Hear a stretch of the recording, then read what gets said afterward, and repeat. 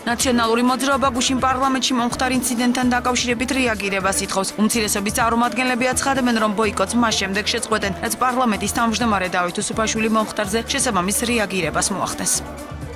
პარლამენტში მუშაობაზე უარი არ გითხოვს და სხვა ფორმატებში იგივე ამ უკრაინის ტექსტთან დაკავშირებით კონსულტაციებში დღეს მონაწილეობდით.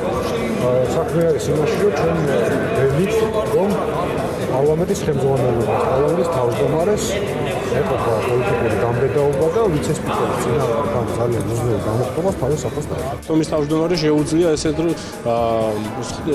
პლენარული ხტომის მიმდინარეობისას სიტყვა ჩამოართვას პარლამენტის წევრს, მოსთხოვოს მას ხტომის დარბაზის დატოვება, არსებობს ესეთი სანქციაც შრომის ანაზღაურების დაკავება, მაგრამ ეს სანქციები, რა თქმა უნდა, ასევე ვერ გავრცელდება დღევანდელ ინციდენტზე, ანუ რეალურად რეგლამენტი და კანონმდებლობა რაიმე სახის სანქციას აი ესეთი ინციდენტების შემთხვევაში არ ითვალისწინებს.